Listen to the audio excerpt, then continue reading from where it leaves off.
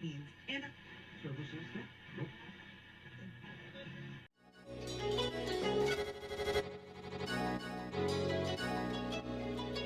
let's go. He wants to jump 1,000 cars. Sir, you have 1,000 cars. I don't think I'd attempt to try this stunt. Or we owe this horsepower to Uncle Sam. Too many cars. Car. Roses would be... Like I put my beer belly on it. If you can't immediately tell somebody how many cars you have. You'll really give those uppity yuppies something to think about. Stay on the bar. Don't go off the bar with your Bronco. 1980 Volvo horns, what's right? I want the man's coolant. And he's like, oh, I thought it'd be small. It's for a small car. And I'm like, yeah, but it's still an automatic transmission. They're never going to be light. It's definitely going to have to crash. Starting off with Brad buying another car. That's the West. Internet. Is this a Nigerian oil print? I also wish you drove a tan Camry. Anyways, Anyway, that's a horrible, very horrible podcast content. very Talking about a picture. inside joke. It loves to be driven hard.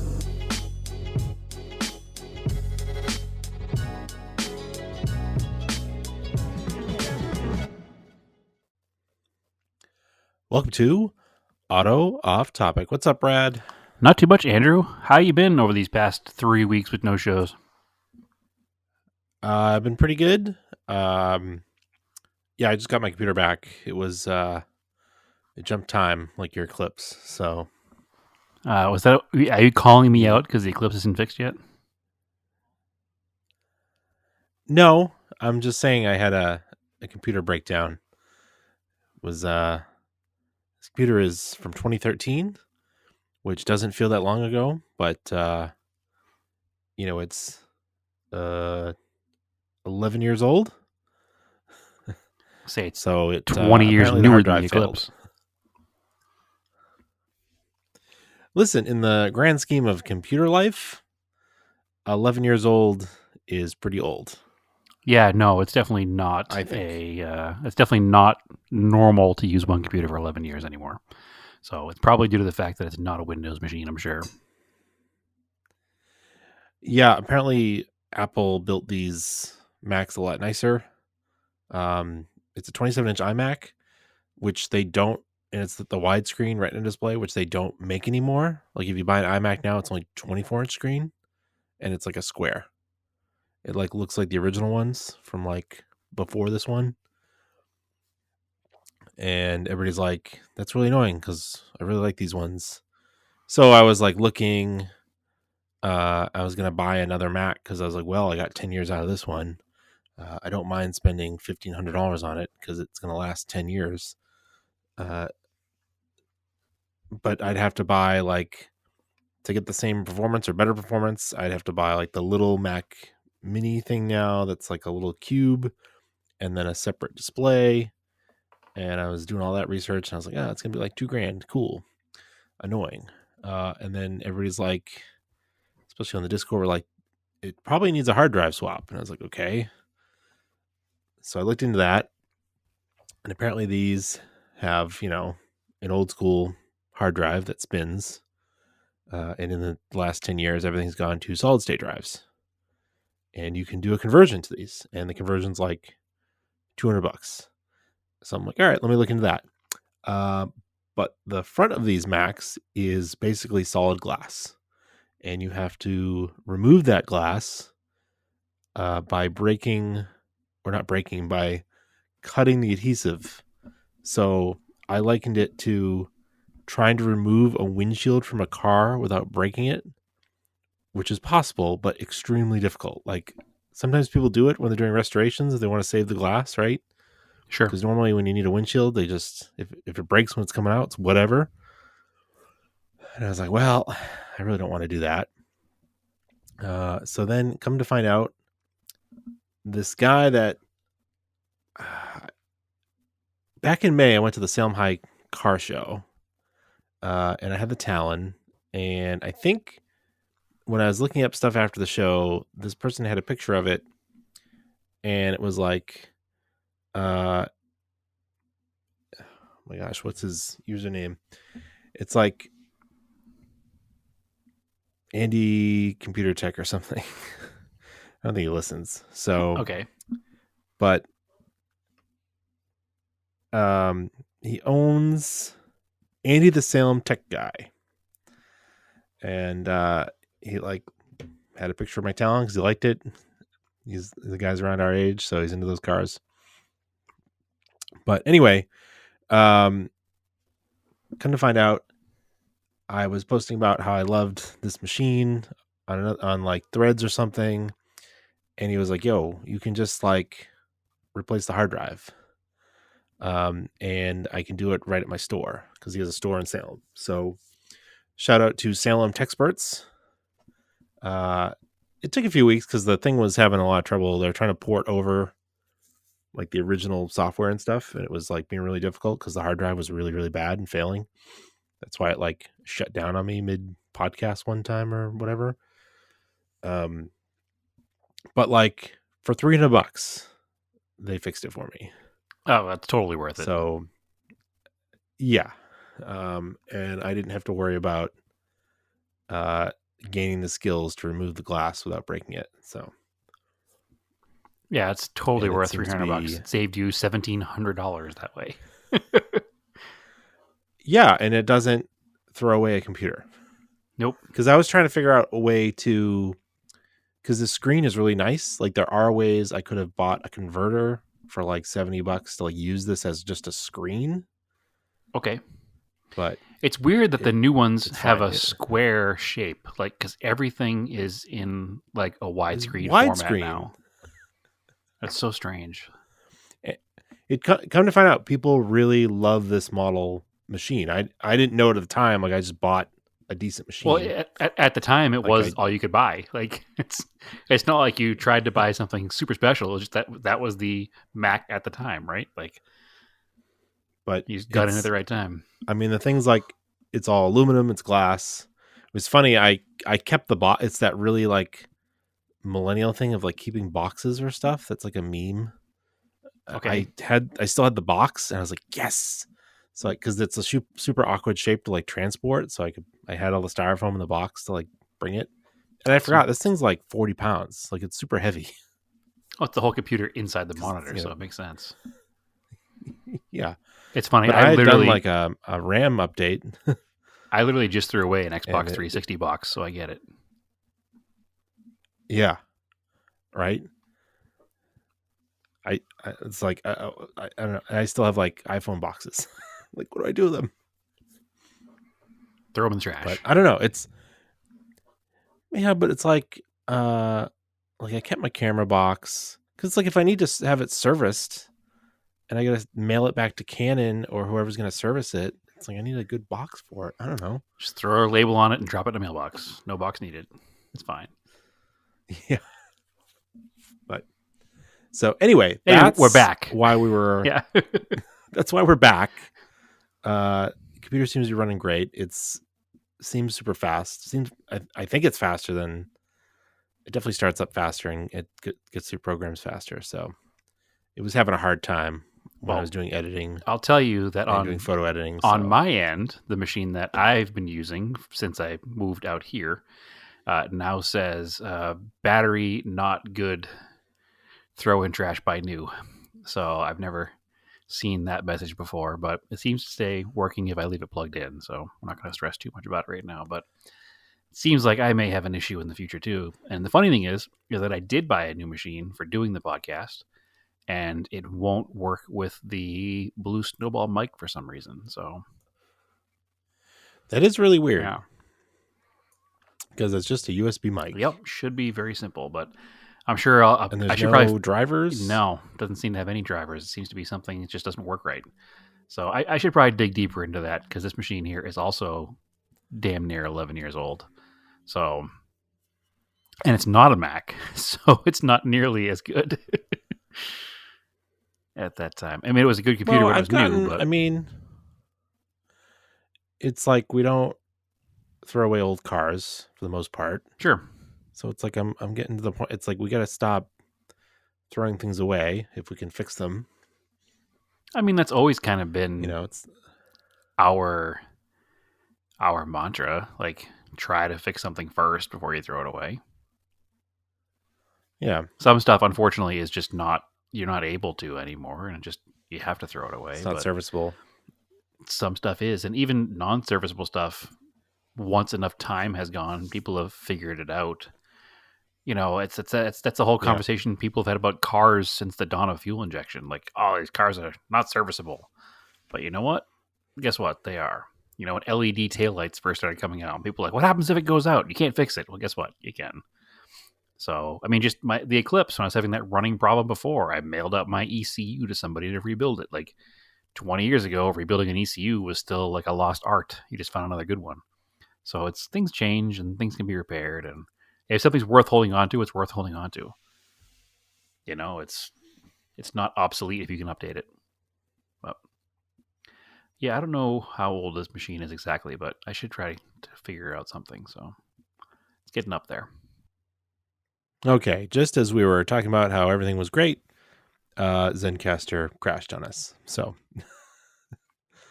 it did, but it's also my fault because my microphone was not plugged in fully.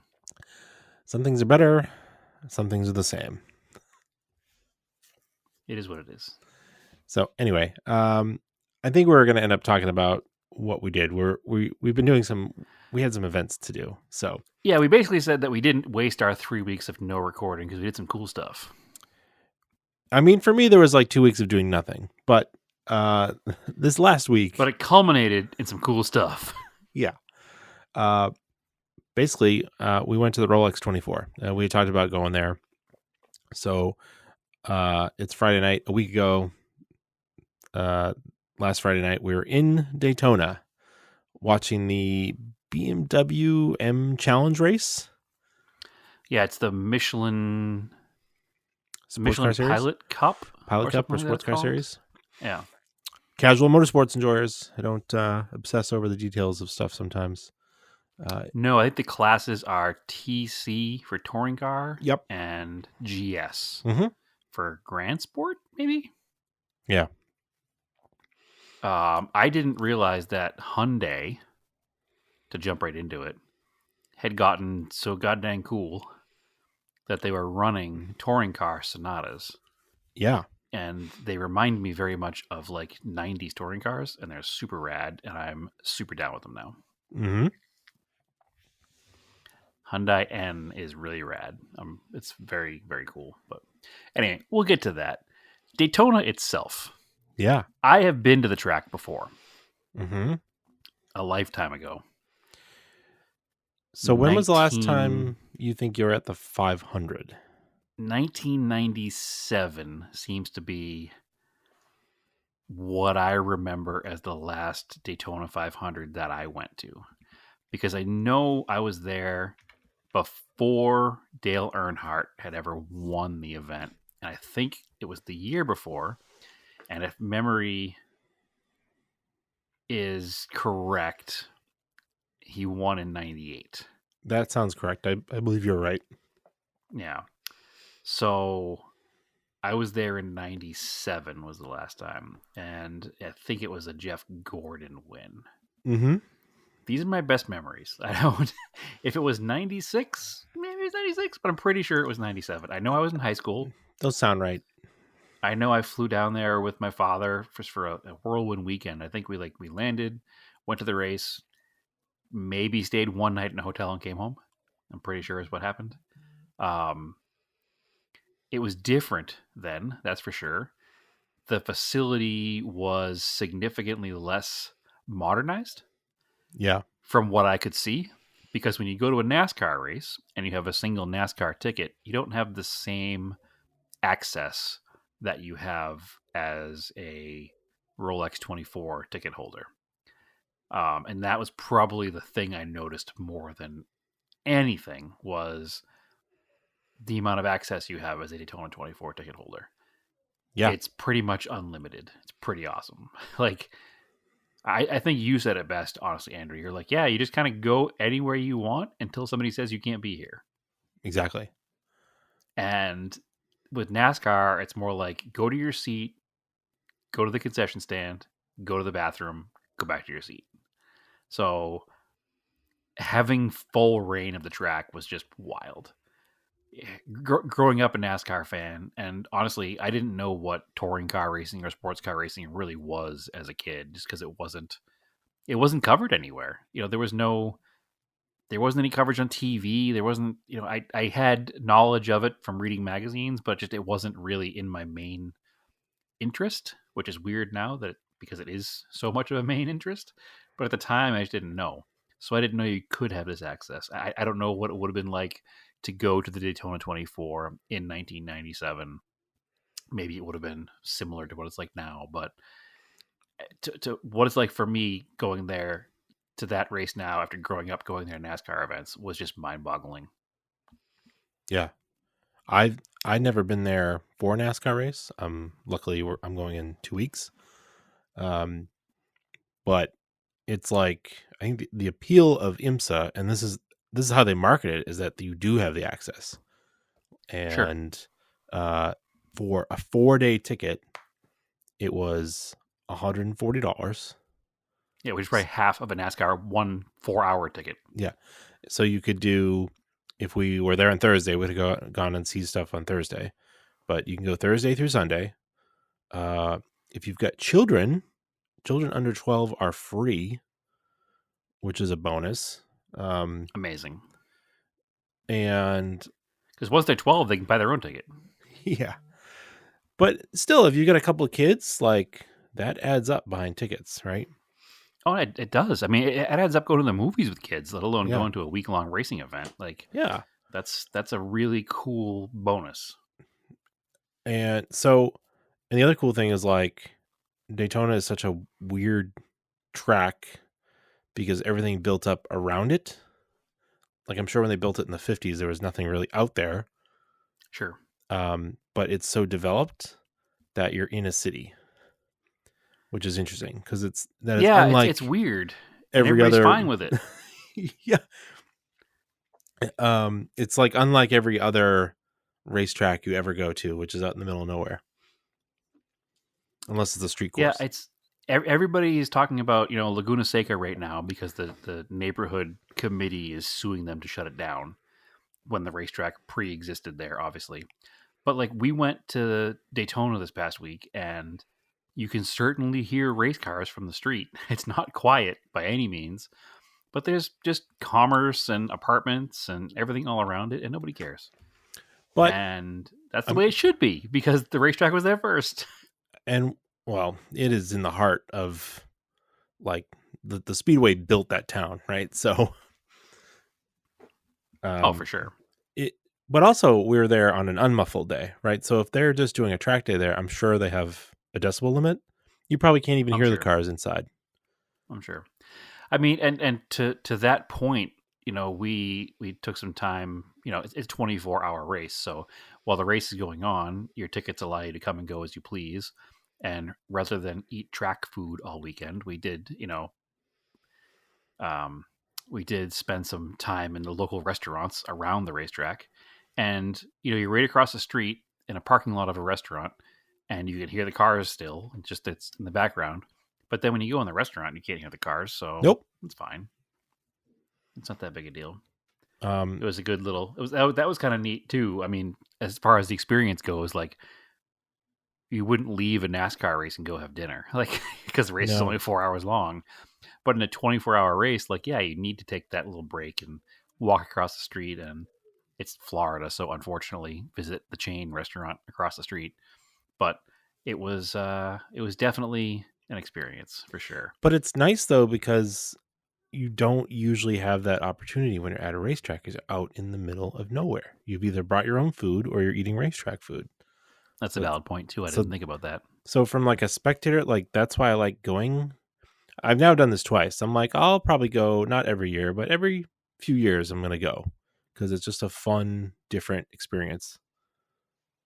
Yeah, no, it's super cool. I mean, I've been to other IMSA events at other tracks. I've been to other sports car events, and I know the access that you get there. And I think it blew my mind because it's Daytona. Exactly. And I just assumed that Daytona was the rule of Daytona because it's Daytona, not realizing what it was. Like we did a track walk before the event on Saturday morning. Yeah. I think this might have been my favorite part. Yeah, like I never thought beyond my wildest dreams that, and this might even sound like, I'm fanboying up here, and to somebody who's maybe a more recent racing fan doesn't think it's weird, but to me, to walk out onto the track, I had goosebumps. Like when we crossed the gate into the pit lane, walked out into the grass of the tri-oval, climbed up the banking, and like literally sat on the wall in the tri-oval, and I it's I don't have words for it, and I don't know what it is or why it's so special, because it's just a racetrack. They do track days there. You can go drive your car, but Yeah. there was just something about it. Maybe because the crowd was there, because I grew up watching the 500. I don't know. I couldn't. It was an emotional experience. That's all Well, I can really say. Like, for me, racetracks are holy places for me sure. because there's so much history involved in them. You've watched a ton of famous races there. There's been a ton of drama on that track. Yeah, all my childhood heroes became heroes there. Yep. So, anytime you go to a racetrack, it's like really, really cool, especially older ones that have a ton of history. Like, we're spoiled here. Well, you don't live when you lived here. We're spoiled with Lime Rock. Lime Rock is a super historical racetrack. And But I've been there so much that it almost seems less special now. yeah. Yeah, Just the home we track. got spoiled by it. Yeah. But even like I think the next I'm already thinking next year, instead of Daytona, I think I want to try Sebring again. Sure. But that's a little bit of a different, and that's a slightly different vibe because it is a little further out in the middle of nowhere. And it's only 12 hours. But it also, the weather this past weekend at Daytona was really good compared to the last time I went. That was raining and cold. The weather was gorgeous. Right. In the 80s. Like it was. I mean, maybe it dipped in the 70s at night. Like, yeah, it was spectacular. Yeah, the party atmosphere existed too, I guess. I was told, I was like, this did, because when I went in 17, it felt very like deserted, but it was cold and rainy, and there just wasn't many people around. And then, come to find out, this past weekend, 2024, was the highest attendance ever. Yes, it was a record for sure. Which again, that also happened at Lime Rock this past year for IMSA, and unfortunately, it was the last one for a little bit. They're talking about coming back, hopefully. But and we've talked about it on this podcast, and I've talked about it with other people that are friends with ours that listen to this podcast. I think it's the Drive to Survive F1 effect of people looking for other motorsports that are more affordable to go watch. But it's cool. It's good that racing is so popular. I'm really happy. No, it's awesome. I can't. There was a time, late 90s, early 2000s, where it seemed like there was some waning popularity. Yeah. I don't know what the attendance was at Daytona this weekend, but it was over 200,000 for sure. And that's a lot of people. It was packed. Yeah, that's a lot of people. I'm sure. But everybody's spread out, so it doesn't feel too bad. I mean, it wasn't that bad. Like it was. I never felt like a sardine, can. Like it never felt tight, never claustrophobic. That when I go for the 500, it's going to be crazy, like way more people. But because you're all there for a certain amount of time. Yeah. So you're all getting there at the same time, leaving at the same time. Yeah. But the facility is set up so well. It's set up to handle a ton of people. It is. You don't even notice. I'm trying to find right now what the number of people was, but I think it's funny huge. Because they actually consider it a stadium. It's like 2.5 mile around stadium. Yeah, it's like one of the largest stadiums in the country. So it'll be crazy to me. I'm going to be really interested to compare when I go to the Daytona 500 and then when I go with you guys to the Indy 500 and see how that compares. The Indy 500, I mean, I went last year and said it was like, the greatest sporting event I've ever been to. This was up there. Same kind of emotional. You were saying, you showed me where your seats were that you had, and we're at the top of the concourse. It was like section like 140 or something, they didn't have any of those sections above at the time. So the top section is new, I think. Yeah. So it's weird. There's no reporting of the attendance numbers. Yeah, they just had a post that said it was the most attended. Yeah, but so somebody knows. Yeah, they didn't actually post the number. Yeah, how many people are there? So yeah, I love. I don't know. I love the place has good vibes. It's just like it's so cool. It's so big. It's so historical. We met up with some people that we know, so it was cool. Okay, so 200,000 was a lot. It's not that many. 65,000 seems to be the number I'm seeing. That's a lot of people for an endurance race. It's a lot of people. That's so many people. But now I'm curious what the Daytona 500 attendance is in comparison, because that's going to make a difference of, how it feels in the track. So, okay, Daytona is 101,000 people. Yeah. So that makes sense. That's a lot. So the access we had, we were able to go up, way up in the stands. Okay, and let found me the seats that I have. let me rephrase that. That was in 2020. With all the new stands, it is now 150,000. Whoa. Yeah. So, and there's going to be almost 3 times as many people there for the 500. Our seats are way up there, but they have a great view though. You can see the whole track. Well, that's the funny thing about racing. Like you watch a basketball game, right? And the most expensive seats where all the celebrities sit are right courtside because you want to be there in the action and see the game. At a racing event, the further away the seats are, the more expensive they are because you have a view of the whole racetrack that way. So that's a difference in the sport. Like you're like, oh, you get nosebleed seats. Like, yeah, I do, and I'm stoked. Like those are the best seats to have. Like we went to your seats, and they're what were they? Section. I don't remember the numbers. It was 4, so I think they're 4 stories. It's more than 4 stories, but it's the 4th section of seats. Yeah, but I don't know how else to describe that. Yeah.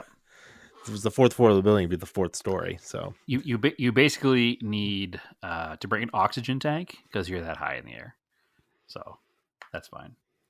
No, it looks your seats are going to be great for the race because you can see the whole track. There's no blind spots. No, so it's going to be amazing. And to bring back my point about it being a different place now than it was in the 90s when I was last there, which doesn't seem like it, but was 30 plus years ago. 30 years ago, 97, 20, yeah, almost 30 years ago. Yeah. It's improved a lot. So we have this conversation all the time because it makes us feel old, right? Like when the distance between then and now is like me having not been there from 1970 until 1997, from me not going in 1997 until now. But right? I bet it didn't change that much in that time. But I'm just saying, like, I was there in 1997. Imagine being there in 1970 and seeing the actual, still street-based stock cars out there. Like, I bet, because we went through the museum. What was it, built in 56? The racetrack started to be assembled in the late 50s. I think the first race was 58. So I bet it remained relatively unchanged until the 90s. Because the late 90s is the 50th anniversary of NASCAR, so 98. Yep. After then, that is when the popularity of NASCAR like truly exploded. Sure. And when tracks started to get really big and add a lot of stands. Yep. And then we have the waning years that happened sort of in the late, like after 2010. The late aughts. Yeah, it was kind of like, it kind of stunk. And then now I think car they're back. Of tomorrow. Yeah, I think now they're back with the next gen car. It's a lot better. Which I mean, if not attendance to is jump ahead too much, 150,000 people. Yeah, not to jump ahead too much, but yeah, the Busch Clash is Sunday, so at the Coliseum. Sure. So anyway, to go back to my point was that between 97 and 2024, a lot has happened there. Yeah, one of the things that I remember specifically about going there is all of the stairs that I had to climb to get to my seats. And now there's escalators everywhere. Yeah. Like there's 4 different sets of escalators Yeah. that go all the way from the bottom floor all the way to that top, nosebleed section that we were just talking about. That wasn't there before. No, Something as simple as using the bathroom. It used to be damn near impossible, and you literally had like pee troughs. Like you didn't have individual urinals; it was just a pee trough, which still exists there, but only on the bottom floor. And everything up high now is like a modern style bathroom, and all the concessions are fairly modern looking. And actually, they weren't even that expensive compared to like outside food, which Yeah. maybe is due to the fact that there is outside food available across the way. So they know that if they charge you $28 for a cheeseburger, you're probably just going to go across the street and get one at a normal restaurant for half the price, right? Yeah. So insane. I mean, it's crazy how much it's changed.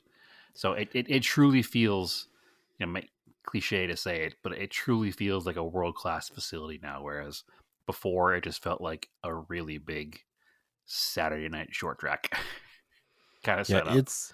it's cool. You know, I definitely recommend the Rolex 24, even if you're not the hugest endurance racing fan, just to experience it. If you're a car person at all and you enjoy cars, you can have a good time there. You don't have to be, following the tour, its whole event and its whole season and know what's going on. Like, just to be there is cool. Like, it's hard to explain. Like at that Saturday night when it was getting dark after dinner, we went back to the track and we were standing on top of the garage with a Yeah. friend of ours, and just watching the action go on down in the garage, like watching the car come in on the tow truck and then get picked up off the back of the flatbed and put down on the ground and pushed into the garage area, and just the whole, like, the TV crew coming up and seeing the Fox Sports guys and the NBC Sports guys and seeing all the fans that were down below kind of in the way getting, pushed and shoved out of the way so the damaged race car can come in. Like, it was just, the atmosphere is crazy. And then standing on top of the garage and watching the 10 p.m. fireworks go off on the other side of the Daytona 500, the Daytona International Speedway Ferris wheel that's set up there. Like, I've seen so many pictures of the cars, blasting by the Ferris wheel at night, and to be there and to see the Ferris wheel and to see the fireworks over there was really cool. So, I mean, unfortunately, the fireworks happened during a yellow flag caution, but that's okay. The only thing you can't get a good view of is the Le Mans chicane, aka bus stop. Yep. Otherwise, Yeah, everything it's else you just- can have a pretty good view of. It's in kind of a dead zone of the track, which is unfortunate because passing does happen back there. Action does happen there. Yeah, I feel like they need like little ferry boats that do little tours out on Lake Lloyd to like bring you out there. Yeah, I wonder why they don't do that. Like almost like a swan boat kind of deal. Yeah, I'm thinking a little bit bigger than that, like a flat part, like a party boat type thing, Party barge. like a Yeah, double decker thing. Or something. That's interesting. I know they used to. I don't know if they still do, but they used to do like drag boat racing out there on Lake Lloyd. Yeah, so weird. Yeah, that would be interesting. What else? I mean, There's like the racetrack's so big, there's a lake in it. Like, yeah, you don't think about there's that. I don't even want to talk about the race yet. There's like all the stuff. They had all the historic cars on display. There was a full full on almost concourse looking display of historic race cars, and Yep. it was some amazing stuff in there. The IMSA GTU like 88, 89 RX-7, the white and blue FC car. Like, oh, what a cool car. Didn't know I'd ever see that. We saw the Garage 56 NASCAR car from Le Mans was there in as raced condition. Like, they hadn't even washed it. Just mind-boggling stuff. So cool. The Hawaiian Tropic Porsche 934. Was it the Hawaiian Tropic or was it the Jägermeister?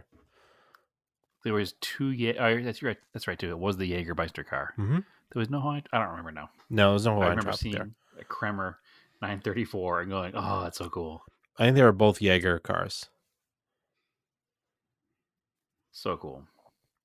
It was really cool, and they had that. What else? They have I mean, the manufacturers all bring their own little midways. And they give away Yeah. stuff, and I mean, if you wanted to wait in lines and fill out surveys, you could have walked away with like 6 free event T-shirts. Mm-hmm. I kind of regret not getting the Cadillac racing T-shirt because it was kind of neat.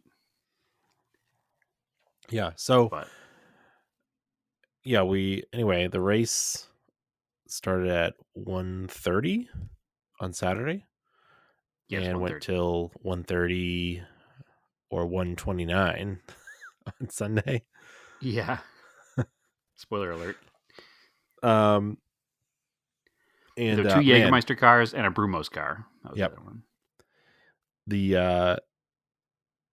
It's cool because they do like a staggered start of the 2 classes, like the GTP cars, LMP2, and then all the sports cars behind them. But man, the GTP cars so fast. Yeah, it's silly how much faster they are, especially on the banking and the backstretch. It's almost comical watching them pass. They're so fast. Yep. The first place car had lapped the entire field by the 6th lap, or was at least starting to lap the field by the 6th lap. I shouldn't say lap the entire field, but he was starting to lap the sports cars by lap 6. Yeah, the slower of the sports cars. Yeah, definitely. Yep. Insane. So fast. LMP2 cars, I'm kind of like, they feel like a little bit of liability sometimes. Yeah, they crash a lot. It's better than when they're open cockpit. It felt like it was even worse. Like they're even more crashy. Well, I was looking at the names of the drivers, and the issue with the LMP2 class is that it's a lot of buy your way into a seat drivers. Like just a rich guy that has a sports car racing fantasy, which putting them out there with less skill into the amount of mixing it up with the skilled drivers becomes kind of an issue. But there were a lot of professionals in the LMP2 cars this year, which I think helped. There was one particular LMP2 car, which you should love automatically because it was painted like an American flag. Go Team America, right? But the car kept crashing and it was annoying and I wanted it off the track. I think it caused 3 of the full course yellows. Yeah, I'm trying to think of which LMP car messed up, and then the Vassar Sullivan Lexus like just absolutely obliterated it. Yeah, I don't remember which car that was. It was not the red, white, and blue one, but it was definitely. It was like, I felt so bad for the Lexus because it was like he had nowhere to go. It was just like in front of him. He it was just bulldozed it, and that car was like there was a car doing 1/8 its speed in front of it.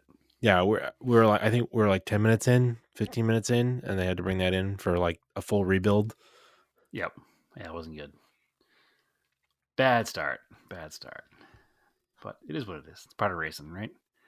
Yeah, that's how endurance racing goes. Who knows? Maybe a professional driver could have done the same thing. But a lot of the sports car racing is like that too. It's just rich guys that buy a seat in a race car. So it's not simply a Daytona 24 thing. It's a racing in general thing. So, well, the difference between the 2 sports car classes is how many professional drivers you have. Yes, GTD, or gold and silver, and or whatever it is. Pro. Yeah. So pro is obviously professional drivers more and less. The amateurs. sports cars feel less crashy for whatever reason. Maybe they're more forgiving. Maybe. Yeah, I don't know. The LMP2 cars, I think one of the issues with the LMP2 cars is that it's almost like a spec car. When you have spec cars, they're going to run pretty close speeds. So they're going to be closer together and competing more. And when you have vehicles closer together and less skilled drivers, then you're going to wind up having more impacts and issues. So they're also just like boring. Probably because they're a spec car for 24 hours. Yeah. And not driven by full pros all the time. But yeah, no, it's fine. It is what it is. It's part of the game, I guess. There's always going to be that rich guy race class. So it helps build the field out, so we'll let it last. But I'm really into the Cadillacs. They sound course. really good. Yep. They Yeah, the sound one like thing I NASCARs. was disappointed in was I was hoping to be able to hear the changeover when they go from electric to gas, but you couldn't really notice it pulling out of the pits because you couldn't really hear it properly. No. So when you see them on TV, they make it a point to show you that changeover. I was hoping to hear that in person, but I did not. So, but that's cool. It was still amazing. And the debut of the GTD Mustangs happened this weekend. Yep. Yeah, those were rad to watch out there. I forgot about that. Yeah, super cool cars. I used our handheld recorder here, so I've got like some recordings of the race. I'll put it at the Excellent. end of the podcast. Perfect. So if you hang on till the end, you can have like 2 minutes of race car noises, and you can definitely hear Just the repeat Corvettes that go by. over and over Sorry, again for 24 hours. It's actually 2 minutes and 40 seconds. I didn't do that intentionally, but I'll let you think I did. Yeah, you can hear when the Cadillacs go by. Like the V8 is definitely noticeable. Yeah, they're a lot more bassy. Yeah. For sure. It's funny because when the V8 sports cars go by, like I think is the Aston Martin a V8? It Yeah. must be. It almost sounds like it's not racing. No. Because the higher strung, 4-cylinder, 6-cylinder cars, they're revving out much higher. And then the Aston Martin goes by and it's like, it just sounds like it's cruising past at half throttle, even though it's obviously flat out down the backstretch. Mm-hmm. So it's interesting hearing all the different cars out on track. And, the people I've told about it are still like, wait, you did that for 24 hours? Yeah. Yeah. We watched a race for 24 hours. Like, you go for an hour and leave? No, we were there for 24 hours. We spent, an hour and a half maybe taking a power nap in the car? Other than that, we watched the race. I think you made it a little longer than me. I think I did like 20 hours, and I think you did like 22 hours. So the biggest issue was I was going to try to make it without taking a nap. Yeah. And I was doing good. Our other 3 friends had a tighter schedule because they were flying out after the race on Sunday. And they went back to the hotel and they spent a few hours sleeping. And I was like, nah, listen, I'm here. It's my first time. I'm not going to do this every weekend. I'm going to try to go full 24 hours. No sleeping. And all was going pretty well. And then you were like, man, I need to go shut my eyes for a few. So you went off to the parking lot to go nap in the car. And I was like, nah, I got this. I'm good. But then being by myself, sitting out in between turn 3 and 4, I was sitting on the grass watching the cars go by. And then all of a sudden I was like, it was almost like a lull from the cars going by. Like it started to put me to sleep because I was out there by myself with nobody to talk to. And I was like, oh, I'm not going to make it. I'm going to fall asleep right here, 30 feet from uncorked race cars in the racetrack, because it's just the repetitiveness of the sound is getting me. I'm going to start to walk around. So I got up to walk around and I was like, who am I kidding? I should just go at least lay down and try to close my eyes for a few minutes at least. So I didn't make it once I was by myself, I think was the issue. Yeah. So, well, when Stephanie and I were at Petit Le Mans, actually, before you get into that, the other issue was it was about 1 a.m. at this point. Yeah. When I started to have that feeling, and I was like, you know what I'm going to do? I'm going to walk to the infield. I'm going to get some food, maybe get a drink, and then revitalize myself. And I went to the infield area to get food, and all of the vendors closed at 1. Yeah. So I couldn't get any food. Then I was like, damn, now I'm screwed. I'm going to have to go lay down for a little bit. But it kind of blew my mind that the vendors closed. Well, I think it's like I said, I think it's last call at a bar. I was looking up a lot of the places around close at 1 a.m. So it's they just go by those rules probably. Yeah, I was like, man, they hear the race happens once. Just stay open all night, man. But I guess maybe it is some kind of local ordinance. Also, the people working need a break, Brad. Well, yeah, but they can have shifts. It's fine. I don't know. I didn't expect food and beverage places to close. I didn't necessarily need a boozy drink. I mean, I would have been fine with a coffee would have been my plan. Coffee or a tea or something with caffeine in it. But unfortunately, there was nowhere to get anything. So back to the car I went because we had food and beverage in the car. But when I got back to the car, I was like, nah, I'm just going to lay down for a bit. So it's fine. It also didn't help that when I got to the car, the track was under yellow. So I was like, I'll just take a nap through the yellow. Yeah. Hour and a half later, but it's fine. Anyway, you and Stephanie at Petit Le Mans. We took a nap for an hour in the middle of that race on the grass next to the racetrack in the S's. Sure. Because I don't Why know, sometimes you have your earplugs in, it's a little dulled, and it's just like white noise. Strangely. Yeah, that's exactly what I was thinking that it was when I was sitting next to the track. I was like, it was kind of lulling me to sleep. Just that the repetitive every second or two a car goes by. We had walked over into the camping area, and there was way less people over there. Yep. And there's just like an open grass area. Oh, so that was the other thing. They were filming for the Brad Pitt race car F1 movie during this race. F1 movie? It has to do with F1. So is this like he's learning how to become a race car driver? Because Maybe. the movie's called Apex. Yeah, so supposedly Brad Pitt is an older race car driver that's teaching a newer race car driver. Is it Gran Turismo movie? I don't know. Sounds like it. And the movie car was a GTD Porsche. Yeah. With a Peak antifreeze sponsorship. Yeah. So random. Yeah.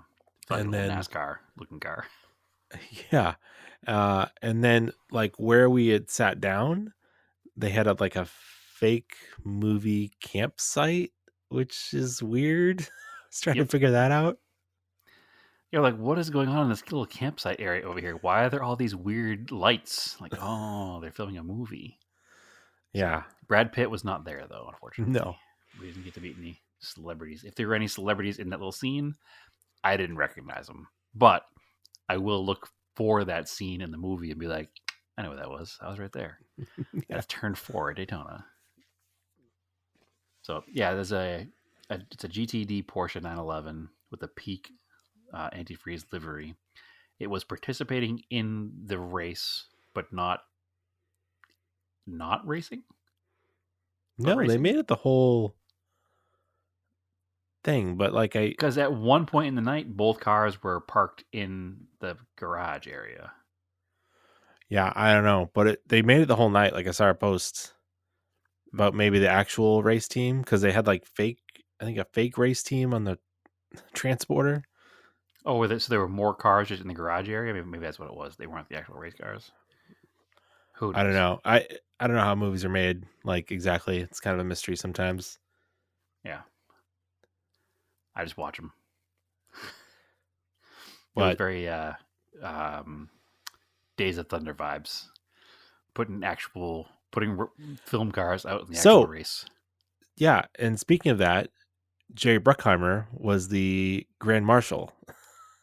Oh, that's right too. He was. Actually, isn't he directing? Is he directing the Apex movie too? Oh, I don't know. I thought that was the connection. Maybe I'm completely off base, but I thought that was why he was there.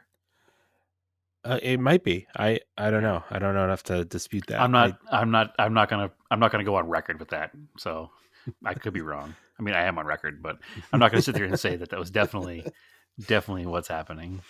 So, yeah, I mean, we were there. I tried to give you the whole layout and show you all the different spots you can see from. So hopefully you enjoyed it. Yeah, no, I had a great time. It's produced by Jerry Bruckheimer. Okay, that makes sense. Director Joseph Kosinski, producer Jerry Bruckheimer, Brad Pitt, Lewis Hamilton. Yep. So we did what I did in 2017, which was parked in the lot 4, which is over by turn 4. Yep. Makes sense. And we walked through the turn 4 tunnel a bunch of times.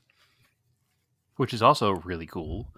And that turn 4 tunnel has been there since the track was built. That tunnel we walked through, that corrugated pipe was the original pipe. Yeah. It's never been changed. Super cool. So, I mean, it's these are my churches. This is my Notre Dame. No, it almost sounds cheesy to say it, but yes, it is. It's the Church of Speed, right? Yeah. I always said I wanted to buy an old church and create my own religion to dodge taxes and park cars in. But this actually is our church. Like it happens on Sundays a lot, and I get emotional feelings about it. So the race itself was pretty good. I mean, it was a great race, and we went up to the stands. We don't have to recap all 24 hours. There's a nice IMSA's got some nice YouTube videos that recap the whole thing. There's a good 40-minute long recap of the entire 24 hours. You get all the good stuff. So towards the end, we went up to the stands for the last hour and a half. Okay. And right by turn 1. So coming down the tri-oval into the first turn there, because there's a ton of passing going on. It's a great passing zone. And it was weird. Well, the Whelen Cadillac was out leading for a while. And I'm like, I guess maybe they'll win it. And then I think there was a caution. And are we talking towards the very end, the last hour or so? I think the caution came out and the Porsche team got out ahead of the Cadillac in the pit lane. Yep. Which is the same thing that happened the previous caution period, and the Cadillac drove around the Porsche like it was sitting still. Yeah. And the Cadillac was starting to close, and then the white flag came out, and the Cadillac dropped off.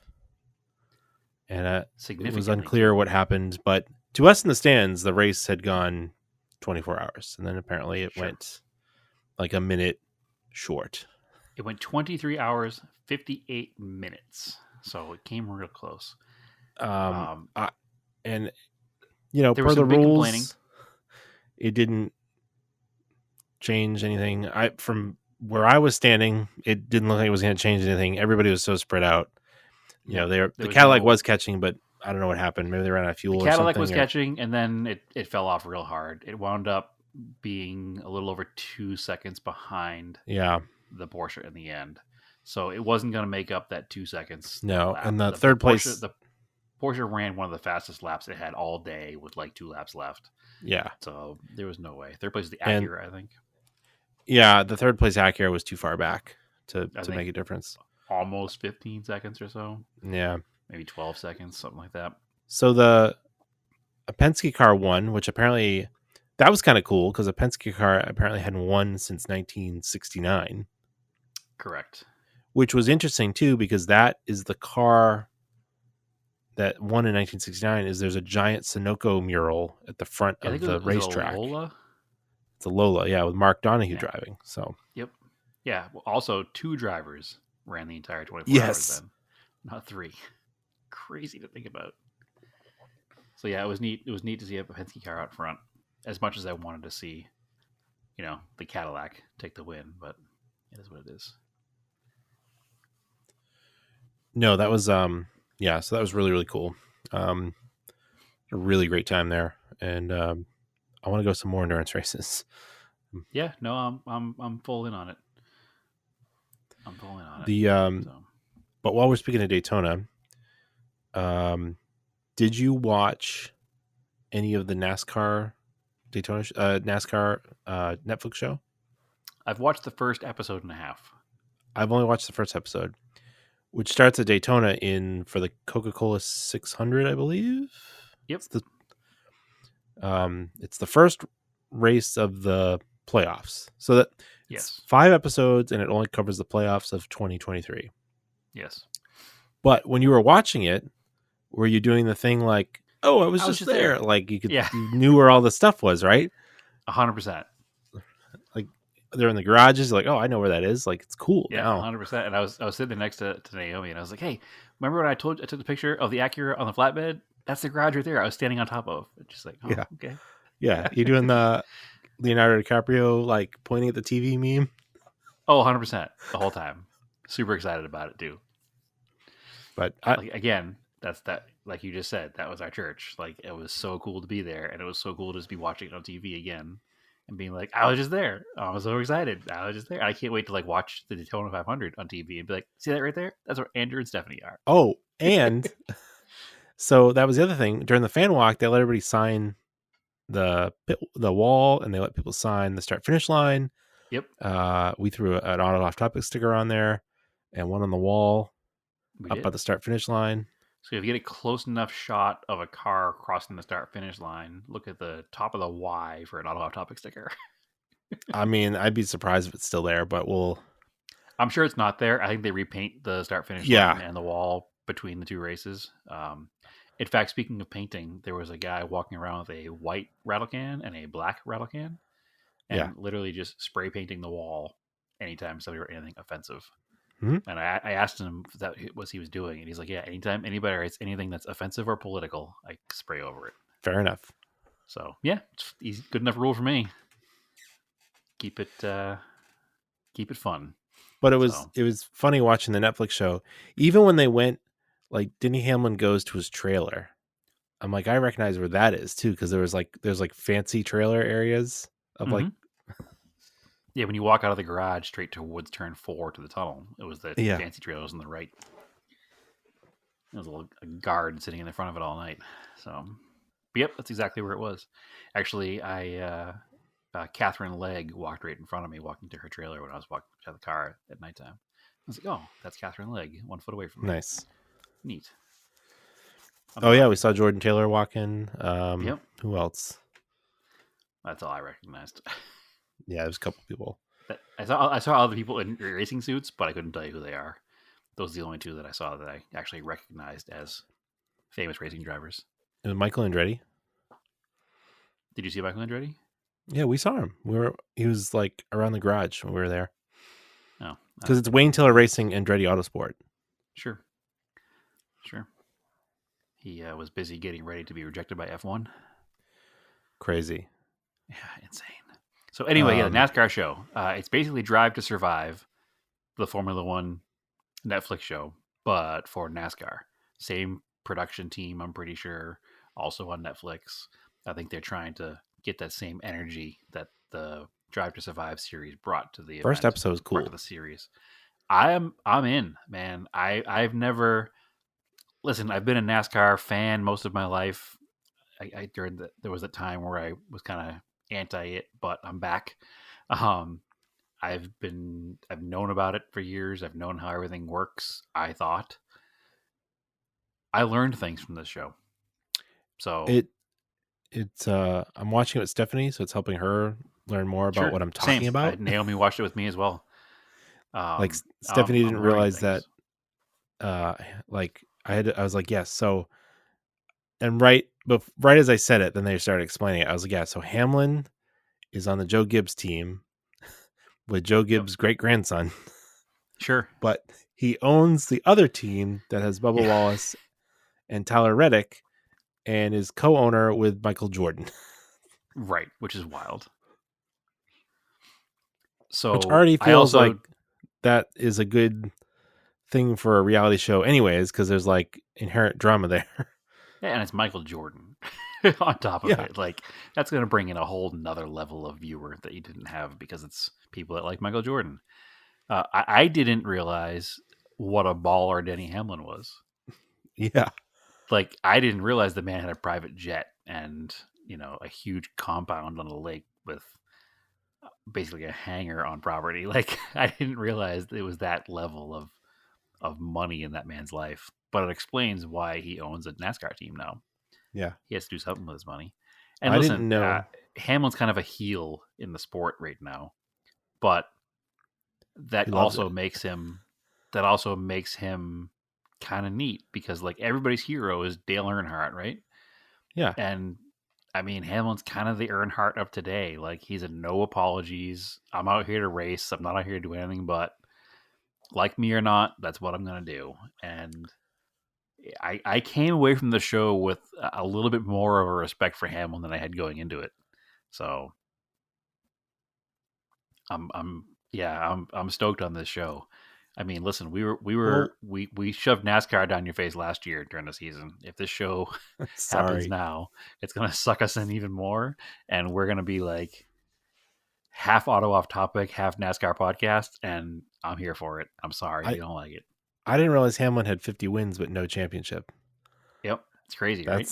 That's a lot of wins to have. That's not probably have a why he's championship. still racing. I don't think he wants to stop until he gets a And championship. it's probably has to do with the modern era of the playoffs, Mhm. because in an older basically era resets. where it was just by points, he would have won. Absolutely. Everything kind of resets at the Coca-Cola 600. So, So, but it's good. And they during that show they show him recording an episode of his podcast, Actions Detrimental. yeah, So I was like, yeah, I didn't know he had a podcast. I'll check that out. So I did, and I learned even more about NASCAR during that podcast. So I also recommend listening to that.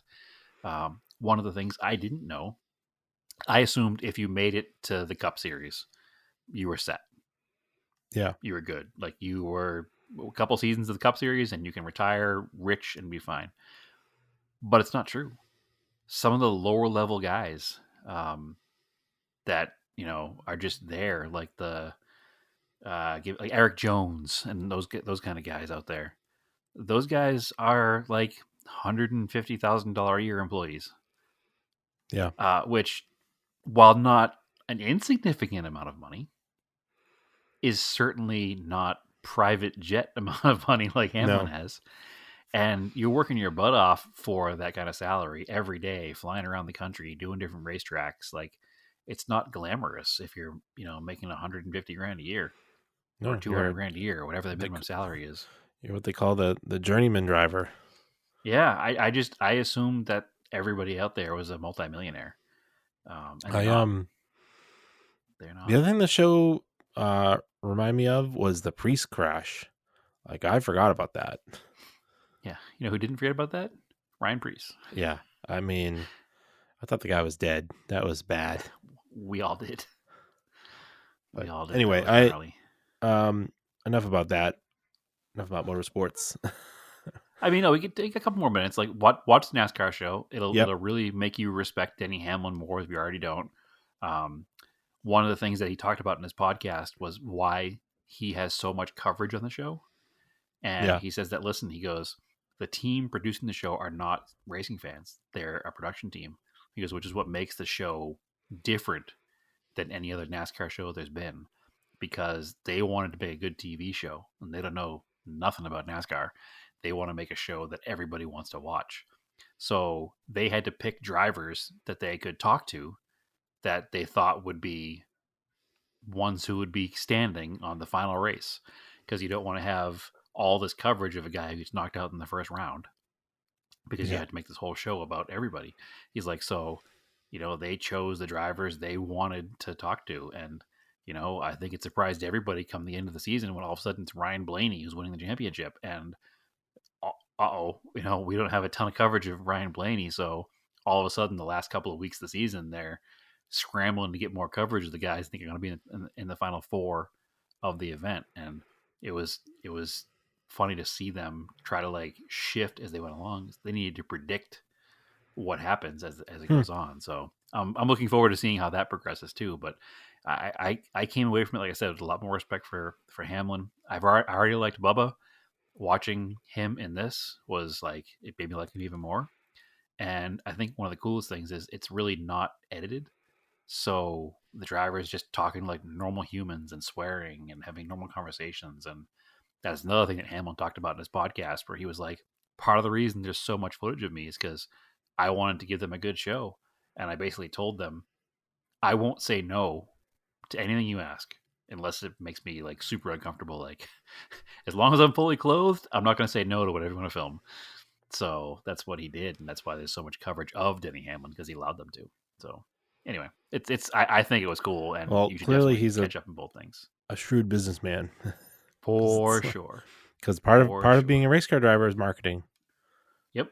And that's why he's a multimillionaire. What's his salary? Take a guess. Yearly.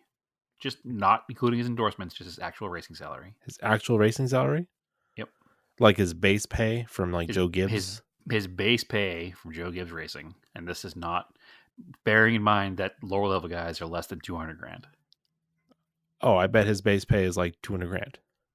Nope. No? $11 million. Whoa. Yeah, exactly. Whoa, that's like That's the- NBA money. But that's the difference between like a bench player in a professional ball sport and a Yeah. LeBron James, right? It's that there's that huge gap that you don't realize watching the game because they all have to play the same level of commitment. And that's probably why he's buddies with Michael Jordan. Where you even watching that movie about the Air Jordan shoe, like I learned about Air. I learned all about the deals that they were making that Nike made. Sports marketing. Yeah. That literally changed how athletes were paid. Yep. Which was kind of cool because athletes were probably being underpaid because people were undervaluing what they do. I guess maybe they are overvalued. They were underpaid, and now they're overpaid. Exactly. Yeah, I think Jordan has like $400 million a year passive income right now, or something stupid like that. Yeah, insane. But yeah, no, Hamlin's base salary is $11 million, and he's not even the highest paid driver in NASCAR. Did you notice that Hamlin had Air Jordans that were the FedEx colors of his car? So he talks in his podcast. He has an entire warehouse full of Jordans. Weird. Yeah. Yeah, maybe not a warehouse, but like a room somewhere with hundreds or thousands of pairs of different Jordans. So crazy. One more thing, I didn't realize that William Byron was a big sim kid. Yeah, that's where he came from. He did not come from like starting to drive at 6 years old in a go-kart. He was a sim racer. He basically is the Gran Turismo story. Yeah, I didn't realize that. Didn't know that either. That also makes me respect him a little bit more. I'm still really salty that Lionel canceled the 1/64th of his race car that he won at Watkins Glen with because I was there. For sure. Because not enough people pre-ordered it because I'm sure he's not the most popular driver, but he is a Hendrick driver. Yeah, I'm surprised it doesn't exist. I'm sure you can. I don't know. Maybe somebody will make the decal set and you can build a model of it. Yeah, I think I can get the 1/24th, which is what I'll probably have to do. But the 1/64th. But anyway, yeah. Moving on from motorsports. Yeah, let's talk about EV cars. Oh God, we've lost our whole audience now. So I was like, I rent a lot through Hertz for work, so I think maybe I've talked about this. Just get the gold membership if you're going to rent through Hertz because it's free and it gives you perks. Sure, but anyway, unless you're in Terminal C at Orlando. Yeah, the terminal's so new that the thing's not set up yet. But anyway, I rented a Bolt EV.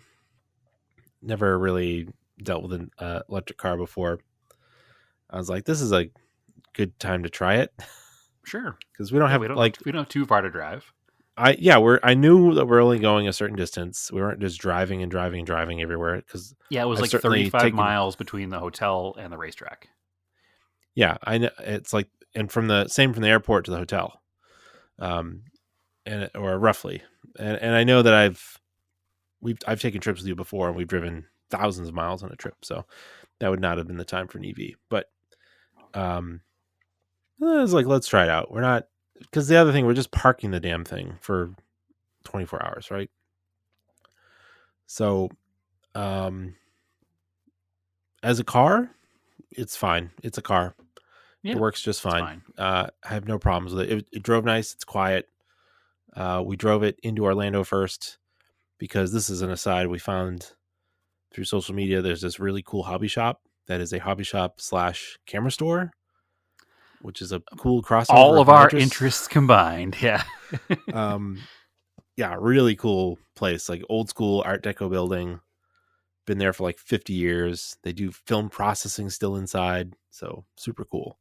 I definitely had an instant flashback to me working at CVS processing 1 hour film when I was a teenager. From the smell, for sure. What is it? Colonial Hobbies and photography. Yeah, Colonial Photo and Hobby Incorporated.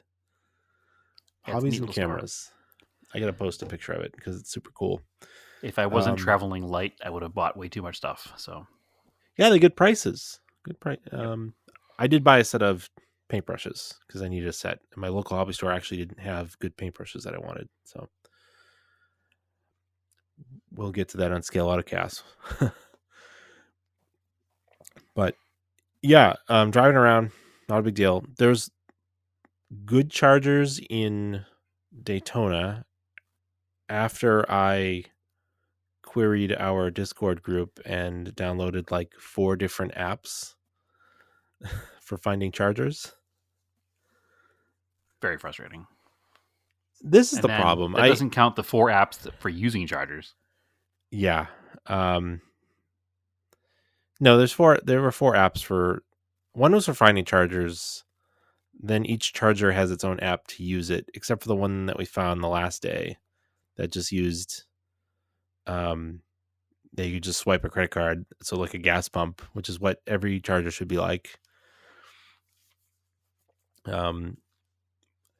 It's the charging network that stinks. And I guess apparently the bolts, so I was complaining about this, and some people are like, well, that's a terrible car for rental because it's also super slow charging in general, even on a fast charger. But how do we know that? We didn't know that. I didn't know that. That's the problem. I don't want to be super nerdy about EVs, but I guess you have to be if you're an early adopter to like make them work for you. Yeah, it's slightly frustrating. Because I knew, like, my goal was to try to charge while we were doing other things, and then I wouldn't be bothered by it because I'd be occupied to do something else. So one night, Friday night, there was a good charger right across the street from the racetrack. There's like a row of like 5 or 6 chargers, and like the third one I tried finally connected with the car and worked. And it charged over an hour while we were eating dinner and only cost $8. That was perfect. I was very happy with that once it worked. But the frustrating part was we had to try 3 chargers before we found one that worked in the same bank of chargers. Yes. Plus there's and that wasn't the fault of the car because the other gentleman who was there had the same problem, and he was in a Volvo I or Volvo C, whatever, C30, C40, whatever it's called. Polestar. It's a Polestar. Oh, was it Polestar? You're right. Well, it was a Polestar. Never mind. It was not the Recharge. He had the same problem with the charger, so it wasn't an issue with the bolt at that point. It was just an issue with those chargers. Like, we'd connect it, it would say charging, and then it would go click, and it would turn off. What's happening? Because there has to be a handshake between the charger and the car, so it knows the condition of the battery. Right. The whole thing. Problem was the charger wanted a handshake, and the car wanted a fist bump, and it just didn't work out. Basically. Yeah. Once it worked, it was fine, but if it was certainly like at a point where I was like, I'm just going to give up. But if there were more electric cars there, we'd have been screwed because there were only 5 available chargers, period. Yeah. And only 2 of them worked. And actually 2 were occupied by non-electric vehicles. Yep. Which obviously is not policed at all. No. So frustrating. Frustration number 1 was that. And you missed the time we tried charging before that at the Target. And it was like we might as well have plugged in a USB charger because it was like a level 1. It didn't do anything. It did nothing. Thankfully, it didn't charge us, but it did nothing. I realized why it didn't charge us, because it was basically doing nothing. And then you pointed out to me that I didn't make the connection when we were at Target. That charger had a small, thin cable. Correct. And it makes sense that when we went to the nice charger, it had a big, heavy, thick cable that was like as thick as a gas pump hose. And you're like, okay, that's why this is getting more juice. Yep. That's the secret. It actually is a gasoline car. We just don't know it. Yeah. They just hide it's all a goddamn scam. And that was fine. And, what annoyed me is we went on the way home. That was the other thing why I was like, well, we're just going to stay at the race too. Because one, if I go back to the hotel, I'm not coming back because I'm too tired. Right. Our hour and a half nap becomes 8-hour sleep. Yeah. And then if we drove the car there and back, there was no charging near the hotel, annoyingly. Right. So it would have been like out of juice, which is Yep. dumb. That's the other problem. So had I done better research and find a decent hotel in the chain that I like that had charging, that would have worked too. Maybe if the charges Hopefully. worked. Yeah, as long as you're assuming if they're working. And one of the apps that our buddy Steve told me to use actually has like, it tells you where they are and it gives people's reviews. And it'll be like, and it'll give you the date, like, oh, the charger didn't work on, January 19th. So obviously we're there on the 28th. It's probably still broken. Right. So it was like, and then coming home, I'm like, well, we need to charge up, and I didn't want to sit in traffic by the racetrack. So I found a Target that was like 6 miles away that had really nice chargers. Okay, we'll go there, plug it in, And importantly, a Starbucks. plug it in. Hopefully for like a half an hour, we'll go inside, get Starbucks, walk around the store, come back out. It'll be charged enough. We'll go back to the hotel. Sure. We were doing that. Come back half hour later. It had shut off after like 15 minutes. Hadn't charged very much at all. I don't know why. Yeah. And the annoying thing is, like, shut it off was good before we walked away. Yeah. And it shut off after 15 minutes too. I think it might have charged me idle time too because it was sitting there plugged in, which is also annoying. very frustrating. So then we finally got it to work again, and an hour later had 100% charge. Yep. So we basically had a 2-hour detour to try to charge the car. Yeah, and the reason, a lot of people, like, apparently the thing, come to find out, is like EVs work best between 20% and 80%. And when you read a lot of the like literature on EVs, it's like at an 80% charge is like what the range is usually given. But the issue is it's a rental car, so we had to return it with a certain amount of charge, and we weren't going to have another charger between that point and returning the car. And like, so we had to go to 100.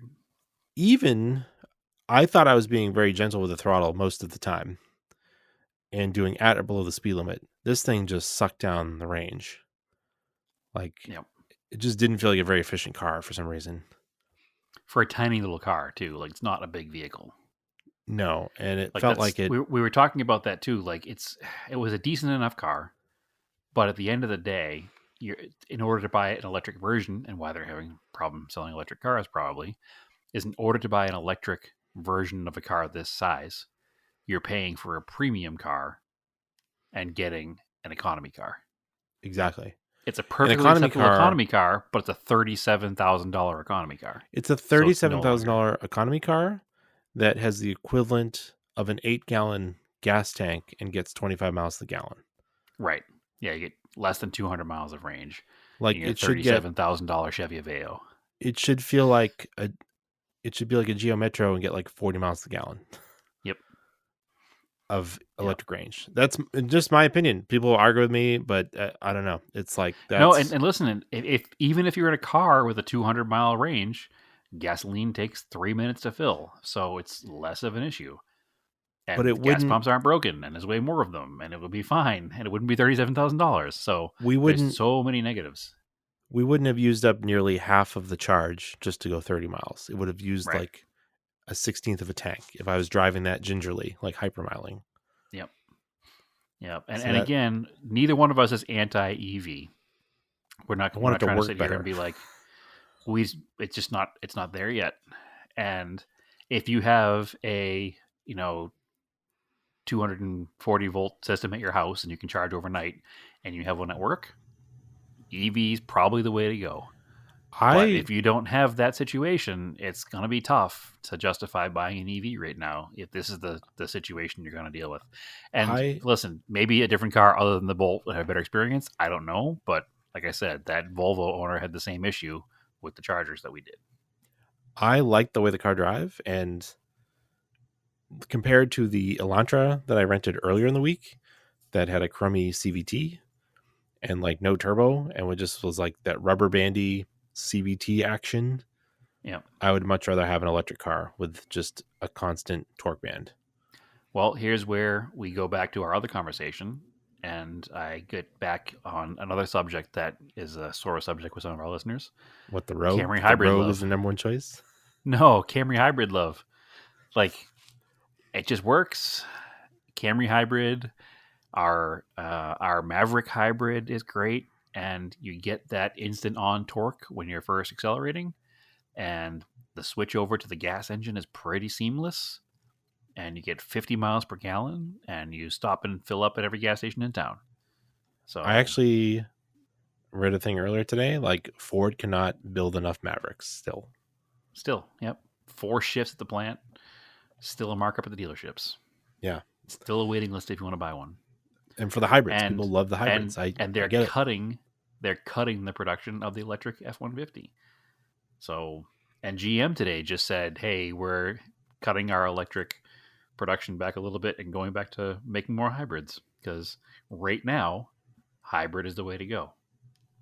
So I am sitting here telling you, if I were to buy a brand new car right now for a daily commuter, it would 100% be a hybrid. I wish somebody made a hybrid with a stick. They don't right now, but that's what I'd buy. I'd buy a hybrid. So I want a plug-in hybrid because I want like the 20 miles of range sure. is what would get me to work one way. Sure. That works for a lot of people probably. Yeah. And then the gas is for when the chargers aren't working and there is none. Yep. Yeah, that's also fine. It's not range anxiety. It's not that people want to drive like 300 miles a tank. It's just that it's annoying to charge things. I think it's a combination if you can't of both. do it quickly or while you're doing something else is my problem. I think that's what builds the range anxiety. Yes, because I am not at the gas pump every other day with my car. I go to the gas pump once a week. No, even using my car as my daily office, I work out of my car. I only do 50 miles a day, 60 miles tops, just around the downtown area. I could do that in an electric car, no problem. I don't want to because of that issue. So, because if you don't charge it at home, then you don't have any range, and there's no quick way to do it. If there was a place I could go park 15 minutes and top off the tank to full, quote unquote, top off the tank, I'd be all on board to run an electric car for my daily everyday job. But right now, hybrid's the way to go. I only get gas once every 3 weeks, but it's fine. So yeah, we're not anti-electric car. We're just, the time is not now. The technology needs to improve. And will the technology ever improve enough? It's going to take enough people. This is the problem. It's going to take enough early adopters who are okay with it being bad to push the need to make it better, to have more. And I think that's the stumbling block that we're at. We need more people to take that leap in order to justify building a better network to support them. And maybe it'll happen. I'm not trying to be anti. I'm just trying to be a realist at the moment. It's going to take a culture shift in order for it to be successful. So, in the meantime, this just kind of pushed in my own brain that I don't think ever in our life we're going to see a time where there's not an available gas car for sale. And I don't think we're ever going to be able to not buy gas. So, who knows? I could be wrong, but maybe I'm not. No, I don't know. But that was my experience with it. I want to try a much nicer EV at some point. Sure. Yeah, maybe a very similar trip. We can try that Polestar and see how it works compared to the Bolt. But I will do better research to find a place with charging that is where we're staying. Or maybe not, because we're trying to just do a real life test here. It is what it is. Requires, here's the thing. If you have the mindset of a person that can pre-plan, then you can be an early EV adopter. If you are not a pre-planner, they are not for you.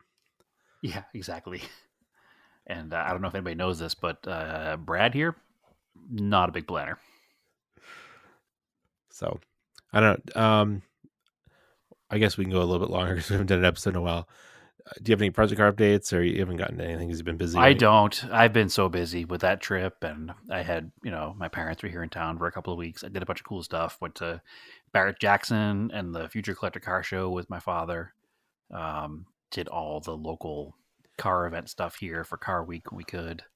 How was that stuff? Everything was amazing, as always. Unfortunately, I missed the peak of it because I was at Daytona, but I was here for the beginning of everything. Future Collector Car Show was interesting. It's kind of Radwood energy, but not. I don't understand it, really. It's supposed to be for cars built from 1980 through current, but there were older cars there as well. There was a couple EV swapped 60s and 30s cars, which I guess is kind of in the vein of the show, but also weird. There was some just regular traffic cars that were there to like actual full-blown race cars and everything in between. My biggest issue is that it was $100 to enter a car on the show, and there was like full-on like concourse style judging, but it's not really a concourse, so I don't really understand. It is kind of cool because some influencer types, I guess, were there, which I don't really get hung up on. But Larry Chen was there, which is neat. He did some coverage of it. My father is friends with the head judge because he's actually one of his judges from his Mistlewood concourse show. So we were invited to be judges there for this event. I turned it down because I didn't really understand what the whole point was. I wanted to kind of enjoy the show and take some pictures. My father was a judge at the show. I think next year I will be a judge, simply because it got us great parking and free tickets to Barrett. Nice. So I don't think I want to be in the show because, again, $100 to be in the show is, I don't know, it doesn't seem like the value is there. But I'm being grumpy because I don't understand what the show is about. A lot of cool stuff was there, but I don't know. It doesn't make a lot of sense to me. So I'm not 100% on board. I'm not 100% against it either. It was kind of cool because a friend of the show who recently sold his Conquest, who actually we saw in Daytona. Yep. We saw Paul there. He sold his Conquest to another friend of mine here, David. And David brought that car to FCCS, and he won an award for in the preservation class. Yeah.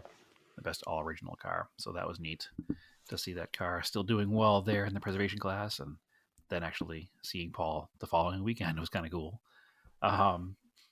But yeah, so we did that. We spent the rest of the day walking at Barrett, looking at all the cars for sale. Lots of garbage, also lots of good cars. Such a spectacle. I don't think you haven't been out for that, have you? Probably not. It's an experience. Thousands of cars, all for sale. Most of them not worth your time. At least not for the prices they sell for. I saw some things sell that I just don't understand. We all know first-gen Broncos are going for tons of money. There was a first-gen Blazer that was it was a nice build, but it was $400,000. And I don't know what's happening in the world that it's $400,000. There was a $47,000 MR2, first-gen MR2. That doesn't make any sense. There was a 3-wheeled 70cc Honda kids bike that sold for $11,000. That doesn't make any sense. None of these numbers make any sense. So it's a spectacle, and there were some deals, I guess, people bought as well, but I don't understand the pricing structure at these events.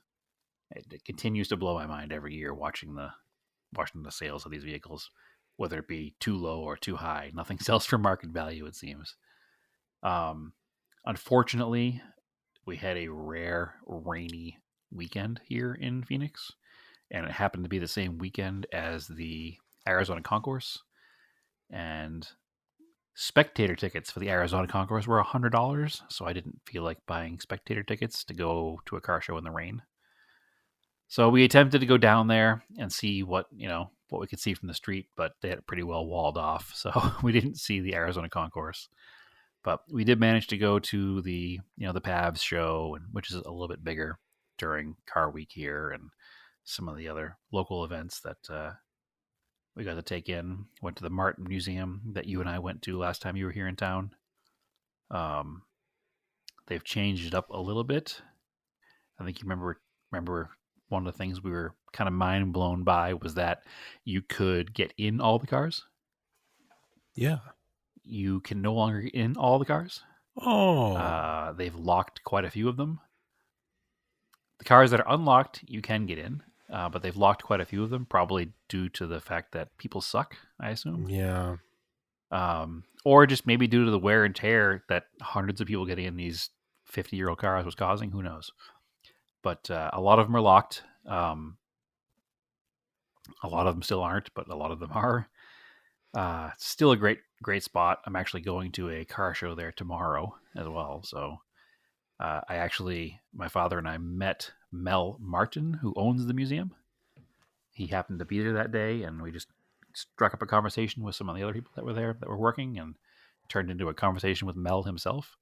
Super nice guy. He was just coming back from the Meekum Kissimmee auction in Florida, where he spent $1.3 million on a 1948 Tucker. Whoa. So I'm actually super stoked tomorrow to go back to the museum and see this Tucker in the sheet metal, because it's there now. It wasn't there yet when we were there last time. So I'm going to go to that car show there tomorrow and go inside and see if I can find Mel again and maybe get to put hands on a Tucker. That'd be amazing, hopefully. Fingers crossed. But at the very least, I'm stoked to go see it. So I've only ever seen one Tucker in person at a museum, so we need to see another one. So, but yeah, that was about it for events. My father and mother used the 944 as their quote-unquote rental car. Kind of like last time I was there, I used your G20 as my rental car. Yeah. So they drove the Porsche around all week. I hadn't put any miles on it since I had done the intake manifold gaskets. It's kind of just been sitting in the side yard. So he put some miles on it for me. After the first couple of days, he's like, the idle is hunting pretty bad. Sounds like a vacuum leak. And I was like, well, that's unfortunate, because I just fixed a vacuum leak. So opened the hood, dug around a little bit. I guess there is a project car update in here. There is some sort of a solenoid behind the driver's side headlight that has a line going into it and out of it. And both those lines were off of the solenoid, and they're both plugged with like deck screws, which is not something that I did. And it turned out that one of the deck screws had started to like unthread itself from the hose, and it was leaking pretty severely. So I was like, well, let's just pull these deck screws out and see what happens. So we pulled the deck screws out, and the idle dropped to like 1100. It was hunting between like 700 and 1200, like super annoying. So it dropped down to like 1000 or 1100, and it seemed to stay pretty steady. And then it hunted a little bit and stopped. It hunted a little bit and stopped. I was like, let's just leave this line open for a little bit and just see what happens, because it does have a rudimentary ECU in it that's going to have some kind of a learning cycle. So drove it around for another day with just that hose wide open to atmosphere, and the car ran great. Why didn't you just plug it in the solenoid? Well, we're getting to that. My assumption was the solenoid was bad, and that's why it was plugged. Unplugged, I should say, and the lines just kind of plugged into each other. So I've now plugged it into the solenoid on both sides, and the car runs great. So I don't know why it was unplugged. I don't know what the solenoid does. I haven't done that much digging yet. Get rid of your smog, man. But it works just fine, so we're going to call it fixed. So the car runs great now. It doesn't have any more idle hunt. I'm not going to complain. I'm just going to let it lie. So car needs a couple little things I plan on doing. It does still need wheel bearings. Around town, I wasn't worried about it, but I wouldn't take it on a super long highway trip, which is why I drove the Eclipse to LA and blue Italian belt. So, yeah, needs a couple little things, but I'll get to that. And but right now it's running fine, so all is well. So yeah, that's my quick little project car update that I forgot I had. Don't have any other ones though. Haven't done anything else. So that's it. Yeah, it's pretty much all I got. Yeah, I got nothing else. That was a solid hour and a half plus of talking, so we could probably give it a rest anyway. Stay tuned for some race car noises. Oh, that's right too. Yeah. So I think I'll throw those in before the credits for you. You have to listen to the credits. But so, after we tell everybody where to find us. That's right. Where can they find you, Brad? They can find me on Instagram, maybe, at TSISS350. I did get slapped by Instagram today for some copyright infringements for posting some original photography of my own. Yeah. Not sure what's happening there. We'll find out, I guess. And then also, don't forget to join us on Discord. Send either one of us a message for an invite over there. And also Instagram at Scale Autocast, where I'll be posting some pictures of some model cars from our model car group build, even though most people haven't finished yet. I was busy. Sure. So was I. Still managed to finish. You don't have a 3.5-year-old. Whatever. Excuses. He goes to bed. All right, cool. Yeah, follow me on Instagram, Race and Anger. I'm on Threads. Auto Off Topic podcast on Instagram and Threads and Facebook and the whole Meta platform, I guess. So as always, keep your cars analog and name the roses.